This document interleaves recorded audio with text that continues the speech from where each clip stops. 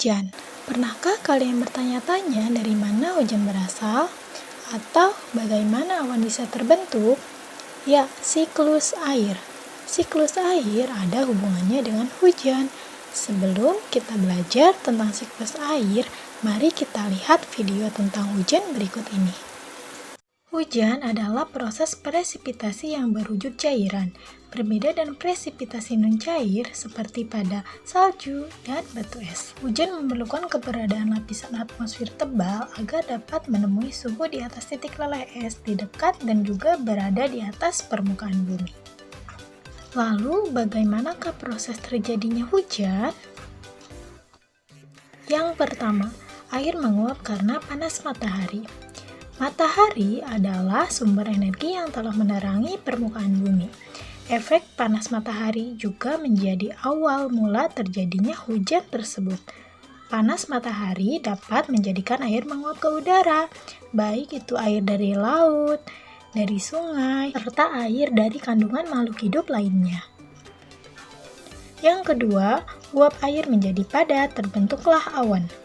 Suhu udara memiliki peranan penting dalam proses kondensasi, yaitu pemadatan uap air yang kemudian akan menjadi sebuah embun, sehingga suhu udara semakin tinggi dan membuatnya memadat, sehingga terbentuklah awan.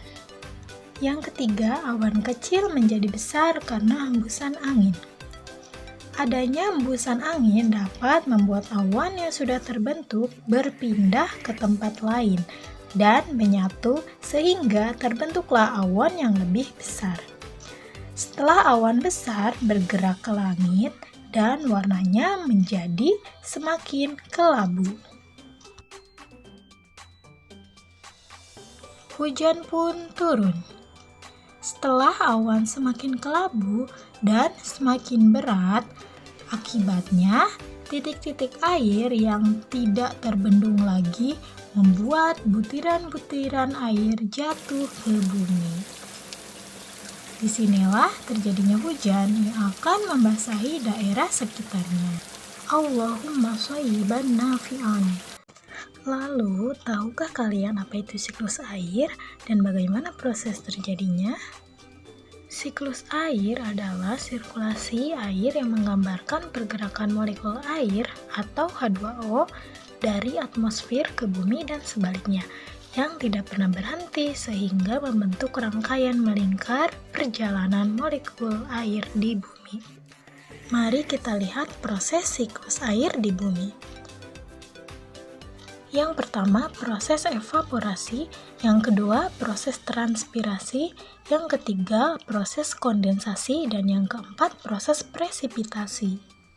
Awalnya, air laut mengalami penguapan yang disebabkan oleh panas matahari.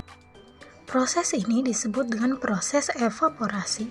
Evaporasi terjadi karena temperatur permukaan air yang cukup tinggi sehingga molekul air yang ada di permukaan memperoleh energi untuk memisahkan diri dari air yang ada di permukaan.